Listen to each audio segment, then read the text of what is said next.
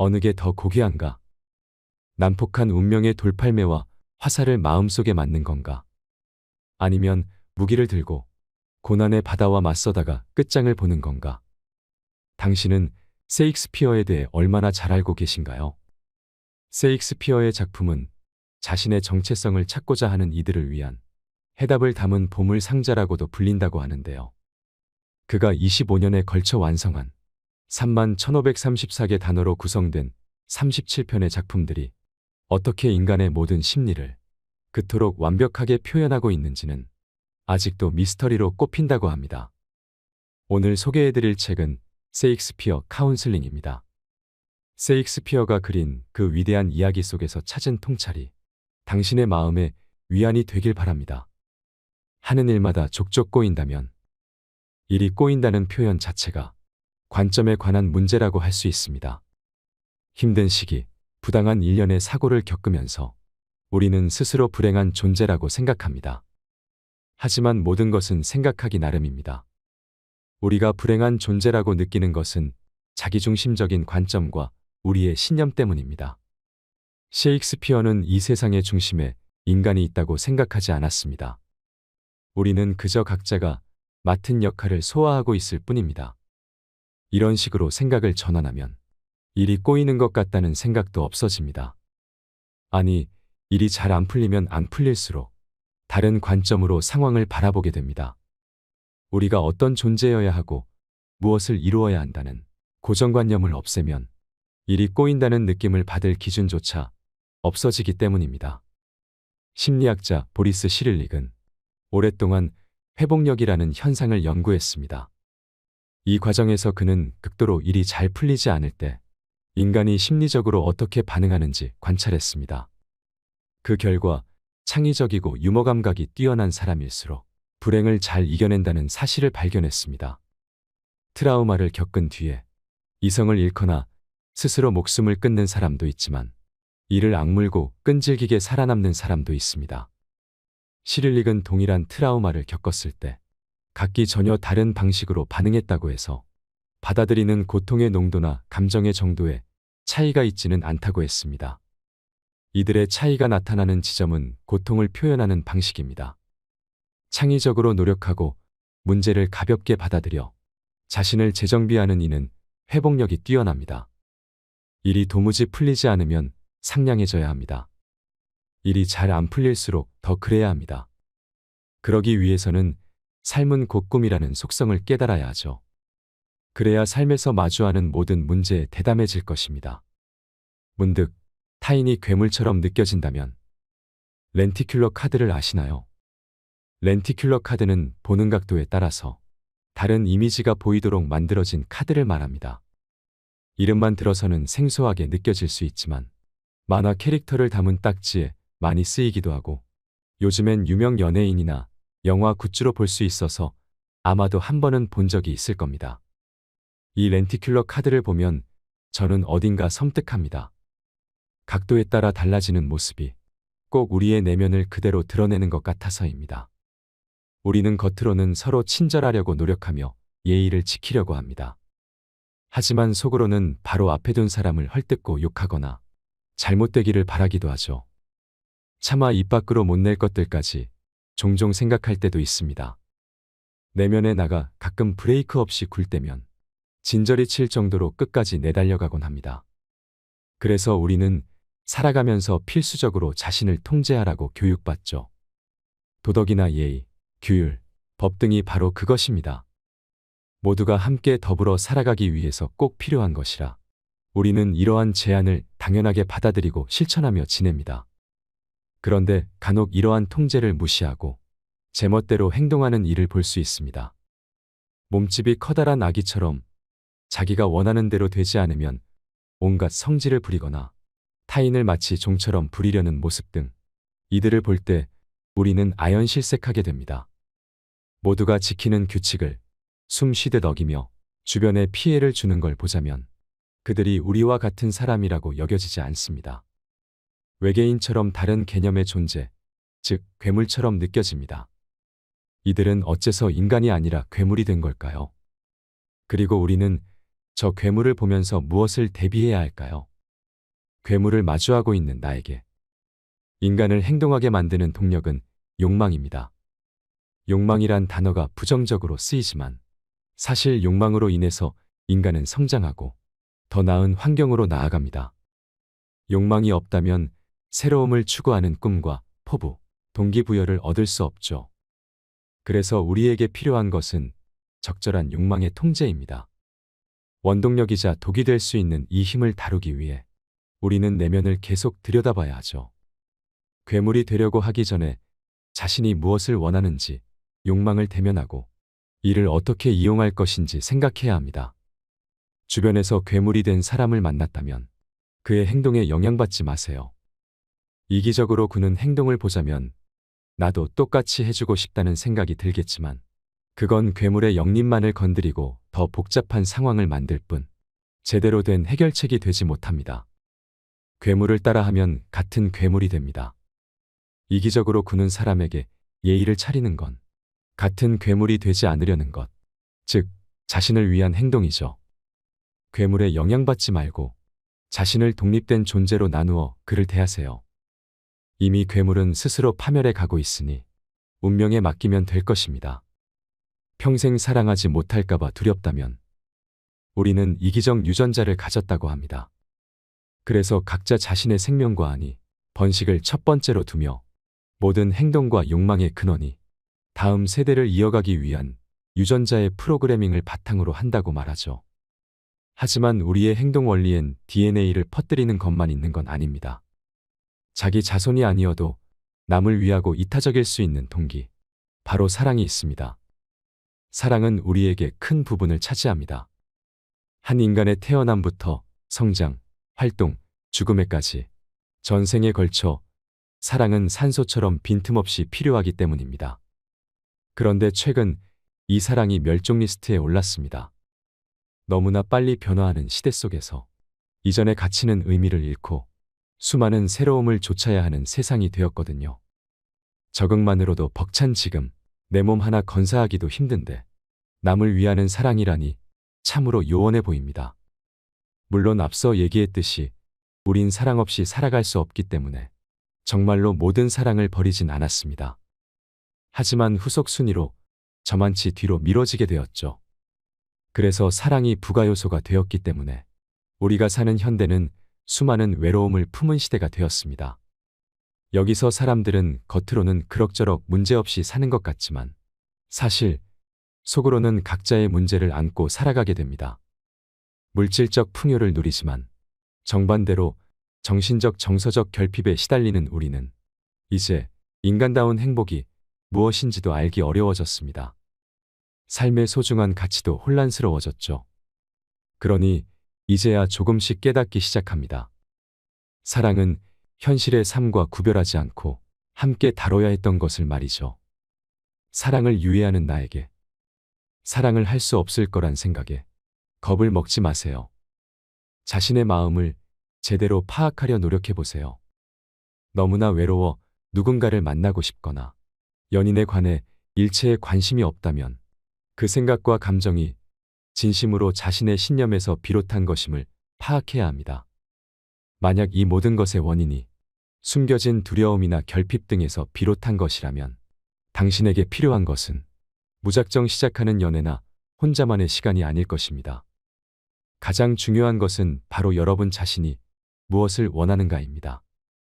우리가 신경 써야 할 것은 외부에서 주어진 허울뿐인 자격이 아닙니다. 왜곡된 마음의 작용을 따르는 것도 아니죠.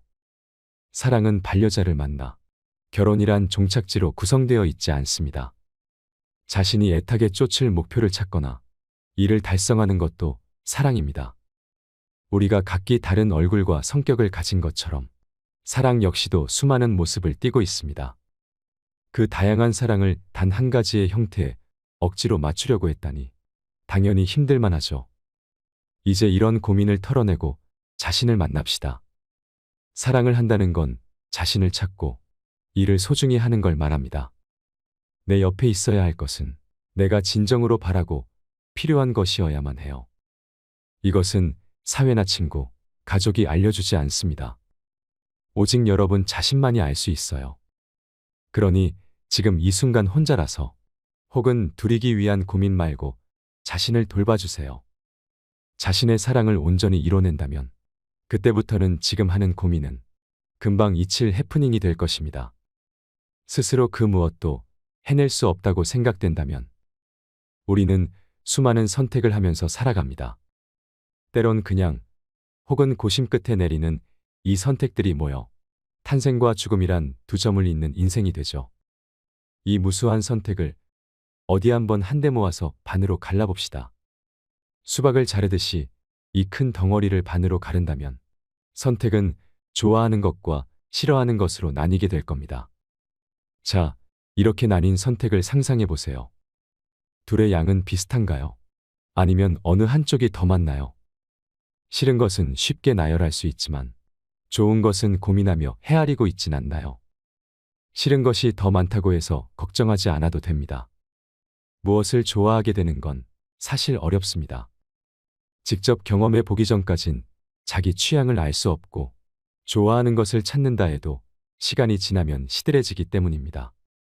그에 반해 싫어하는 것은 무척 쉽게 찾을 수 있습니다.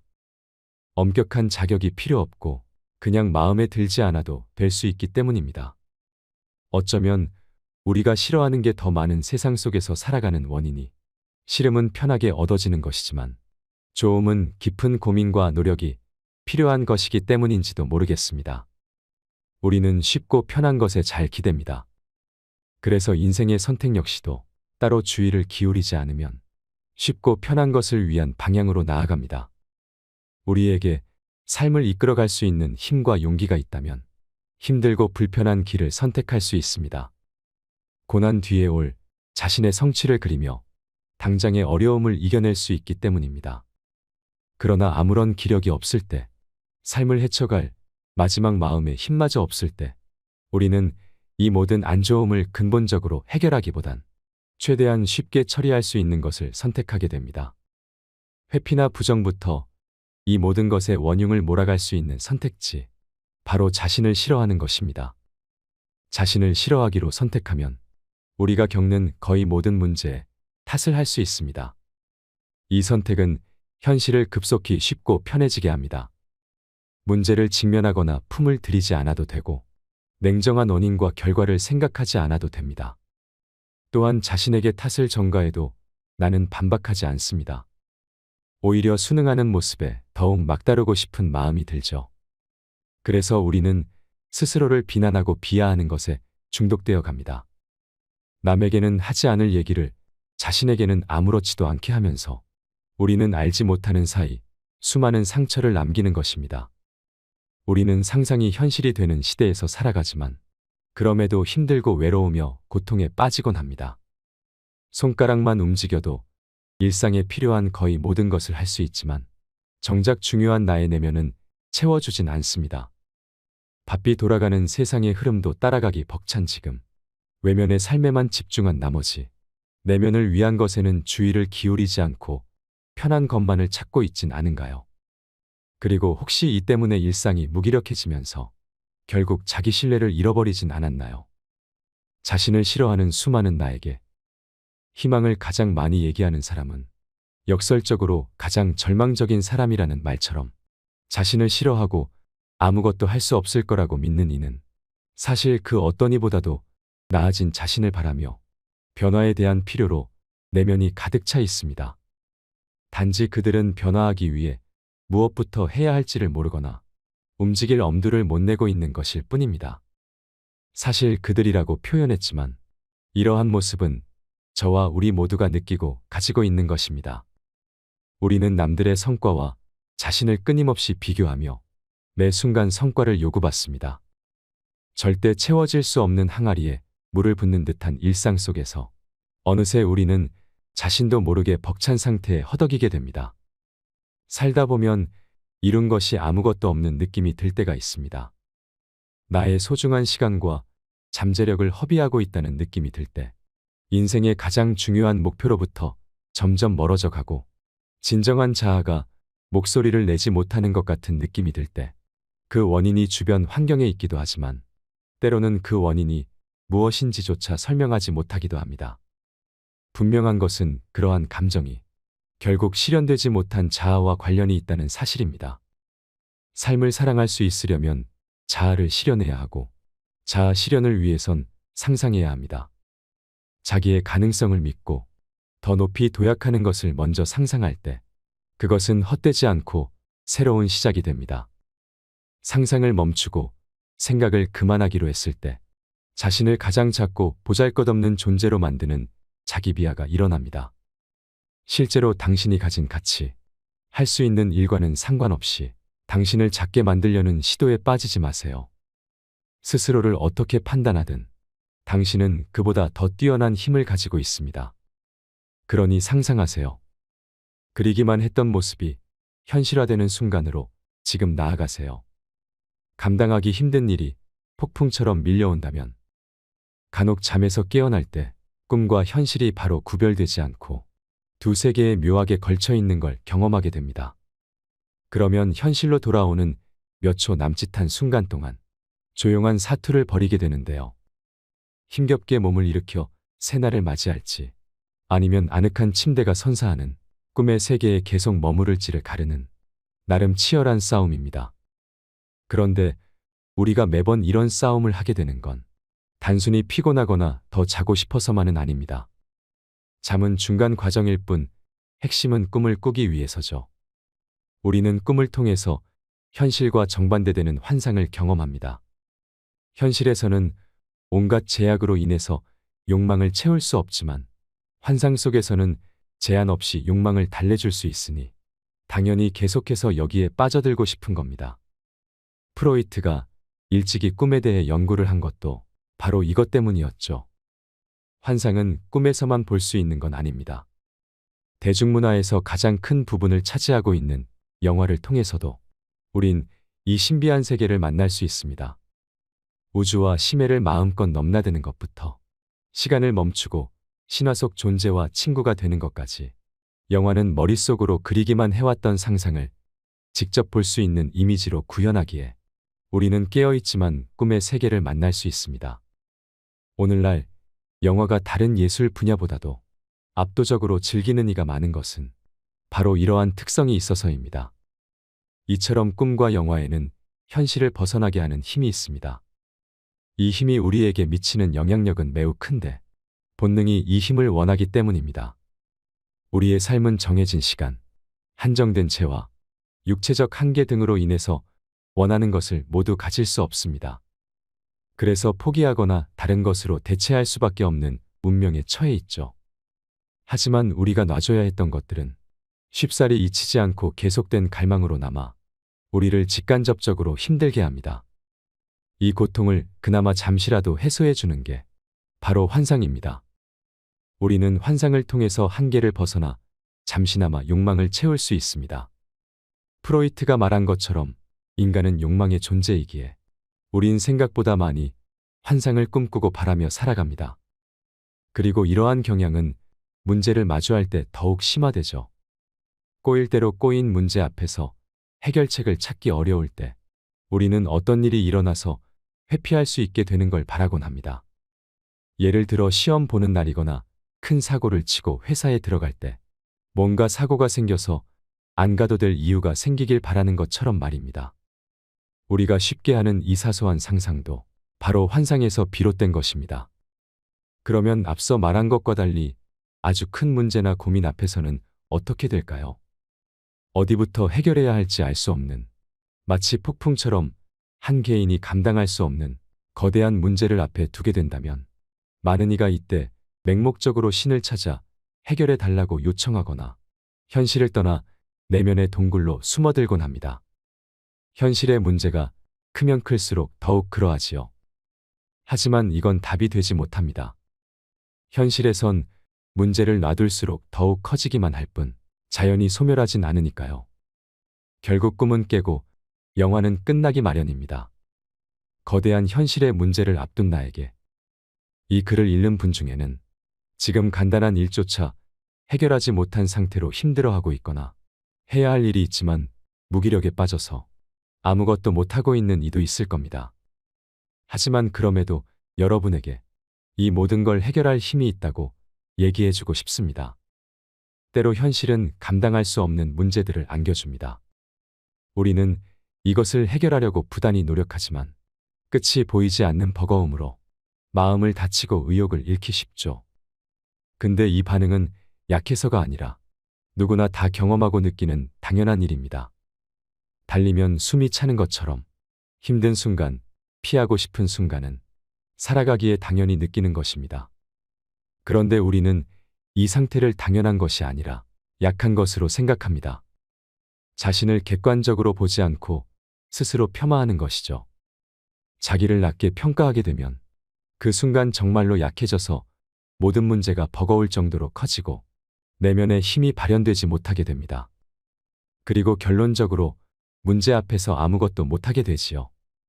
지금 힘들어하고 있는 분들은 마법 같은 힘이 나타나서 모든 문제를 없애줬으면 하고 생각할지도 모르겠습니다. 하지만 모두를 행복하게 하는 정답은 자신에게 있다는 걸 잊지 마세요. 힘들어도 당당히 맞선다면 어느새 폭풍은 그칠 것입니다. 이별의 상처로 그 누구와도 만나고 싶지 않다면 오래전 우연히 빛바랜 신문을 본 적이 있습니다. 무심하게 창가에 방치되어 어찌나 오랫동안 햇빛을 받은 것인지 손을 댈 때마다 뽀얗게 먼지가 피어났습니다. 흩날리는 먼지 사이로 초로의 남성에 대한 인터뷰가 보였는데 대부분은 잊었지만 그의 이름과 남긴 말은 아직까지도 선명히 기억납니다. 신문 속 남자는 가브리엘 가르시아 마르케스. 노벨 문학상을 수상한 소설가로 기사에선 그가 남긴 명언인 인생은 우리를 매번 스스로 태어나게 만든다 라는 말이 적혀 있었습니다. 처음엔 어찌나 놀랐는지요. 저는 아직도 이 말이 우리의 인생을 적나라하게 보여주는 핵심이라고 생각합니다. 과거의 나와 현재의 나는 다른 존재입니다. 이 차이는 단순히 시간이 지남에 따라 성장하거나 늙는 것을 말하는 게 아닙니다. 우리는 경험을 통해 생각의 틀을 깨기도 하고 의도하지 않았던 우연한 기회로 인해서 전혀 예상하지 못했던 삶을 살기도 합니다. 이러한 변화는 기존의 삶을 그대로 잇는다고 볼 수 없습니다. 이때 삶은 과거와 작별하고 새로운 존재로서 다시 태어나는 것이니까요. 삶이 재탄생하는 것에 대해 혹시 잘 공감이 가지 않는다면 사랑을 한번 떠올려 보세요. 사랑할 때 여러분은 이전의 자신과 완전히 똑같은 모습을 하고 있나요? 알랭드 보통이 사랑을 화학작용이라고 표현한 것처럼 사랑을 하는 이는 감정의 분해와 재구축을 거쳐 변하게 됩니다. 이 변화는 한번 시작되면 끝날 때까지 멈추지 않고 변한 후에는 이전의 모습으로 다시 돌이킬 수 없죠. 우리는 이러한 사랑의 작용으로 자기만 아는 1인칭의 존재에서 남을 이해할 수 있는 복합적인 존재가 됩니다. 우리는 사랑을 할 때 자신을 넘어섭니다. 나보다 사랑하는 대상을 더 위하게 되고 그 또는 그녀를 위해 평소라면 하지 않는 행동도 할 수 있습니다. 사랑을 하면서 우린 자아의 벽을 허물고 상대방에게 내면을 허락합니다. 그리고 상대에 맞춰 내면을 변화시키죠. 이게 바로 사랑으로 재탄생하는 이유입니다. 사랑이라는 것은 새로움의 원동력이지만 안타깝게도 불변의 힘을 가진 것은 아닙니다. 사랑은 우리를 뜨겁게 달궜다가도 어느 순간 사라져 혼란스럽게 하니까요. 우리는 사랑이 사라지는 경험을 살면서 꽤 많이 합니다. 그리고 이때 우리는 큰 상처와 절망을 겪게 되죠. 사랑으로 인해서 내 존재는 변화하고 있는데 정작 그 변화를 만든 그와 그녀가 사라진다면 우리는 방향을 잃고 혼돈과 상실 속에 빠져버리게 되니까요. 사랑의 상처를 겪은 이들 중에는 이래서 사랑을 하지 않기로 마음먹기도 합니다. 그런데 사실 이러한 상처는 살면서 꼭 경험해야 합니다. 우리는 이 과정으로 인해서 가장 많이 성장하기 때문입니다. 사랑의 상처는 흉터로만 간직되지 않고 승화되어 우리에게 또 다른 자양분이 됩니다. 사랑 앞에 움츠려드는 나에게 사랑이라는 건 완성이 중요하지 않습니다. 그 사랑이 나에게 남기는 것, 그리고 그것으로 내가 어떤 모습이 될 것인지가 중요합니다. 이것을 깨달으면 더 이상 사랑의 상처가 두렵게 보이지 않을 겁니다.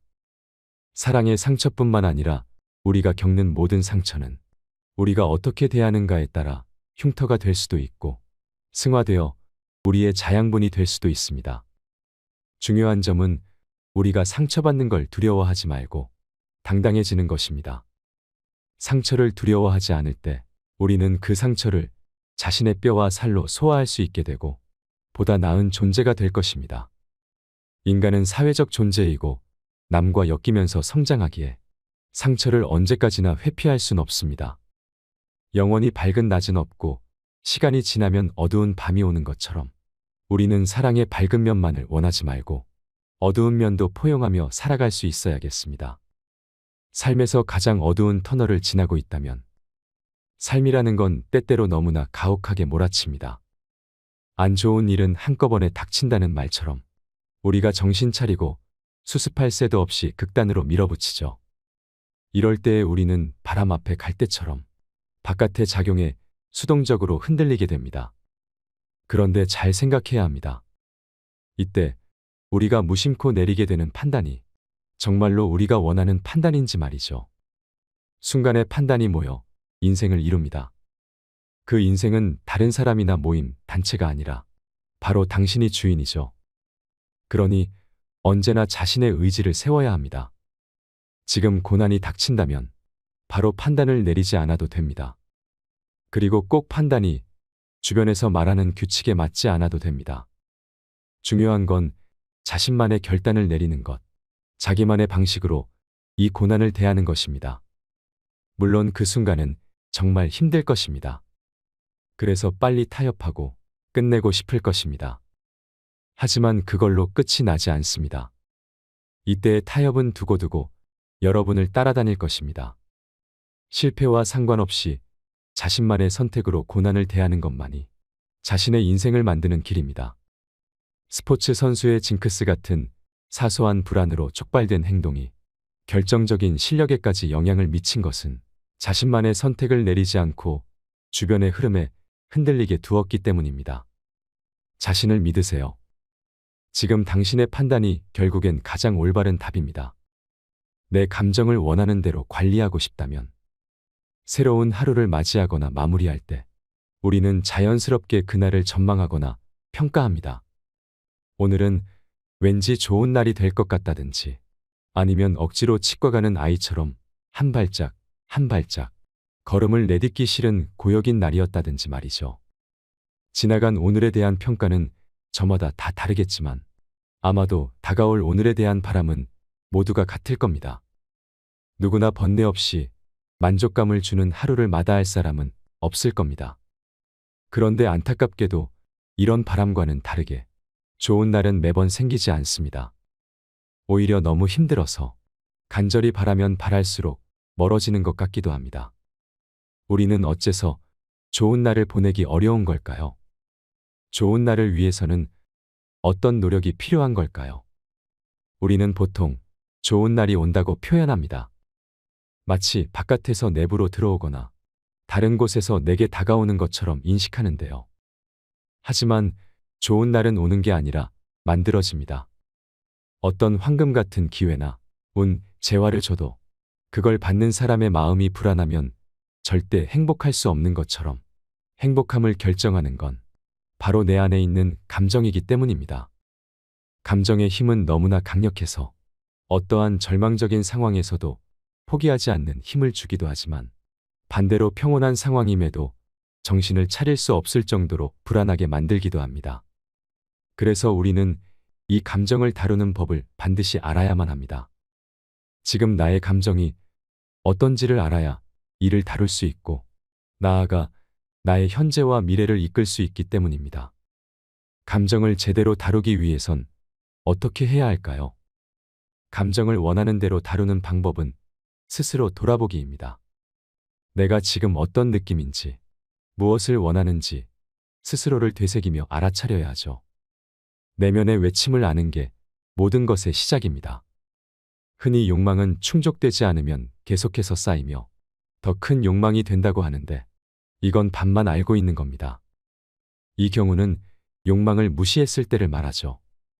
내면 알아차림으로 욕망을 자각하게 되면 욕망은 더 이상 자라지 않습니다. 그리고 내 이성이 조절하는 대로 따라와 주죠. 감정을 보다 제대로 직시할수록 유순히 말을 듣게 될 것입니다.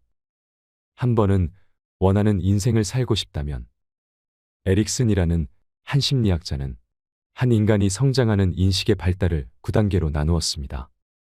인간이 단계별로 성장한다는 건 마치 연극의 맛과 비슷한 것 같습니다. 이야기가 점점 전개되어 결말을 맞이하는 것처럼 그로 인해 이야기 속 인물이 성장 혹은 변형되는 게 우리의 성장부터 죽음에 이르는 모습을 연상시키기 때문입니다. 인생이란 무대에 올라가는 한 편의 연극. 우리 모두는 장면마다 다양한 역할을 연기해야 하는 배우에 불과하다는 뜻대로 하세요의 명대사 제이키즈의 말은 인간을 자조적으로 바라보는 듯 느껴지지만 좀 더 가만히 들여다보면 인생사의 희로애락을 통찰하는 듯 보이기도 합니다. 우리 모두는 하나의 막에 머무를 수 없습니다. 계속해서 다음 장면을 연기해야 하는 건 모든 인간의 숙명이기 때문이죠. 결국 우리는 아이로 태어나 죽음을 향해 나아갑니다. 때로는 어리석은 자신의 모습에 한없이 작아지기도 하고 때로는 학자처럼 다 아는 척, 군인처럼 용감한 척 살아갑니다. 나이가 들어 노인이 되는 것도 치매에 걸리는 것도 다가오는 죽음도 우리가 막을 수는 없습니다. 이것을 깨닫고 오늘을 살아가는 것, 미래를 준비하는 것이 바로 현명한 자의 인생일 것입니다. 누구에게나 주어진 단 한 번의 인생이라는 무대. 그 무대의 주인공은 다른 사람이 아닌 바로 나 자신입니다. 어떻게 용서하고 어떻게 화해할 것인가? 어둡고 쓸쓸한 기억을 잊을 수 있을 것인가? 그것은 결국 우리의 마음에 달린 것입니다. 그러니 뜻대로 하세요. 우리에게는 자기 삶을 걸작으로 만들어야 할 의무가 있다고 합니다. 현재 내 앞에 놓인 고민을 마주하고 이를 해결할 수 있는 용기와 지혜를 얻는 시간이 되었길 바랍니다. 이상으로 책틀맨이었습니다. 지혜를 쌓는 당신의 오늘이 아름답습니다. 더 좋은 영상으로 찾아뵙겠습니다.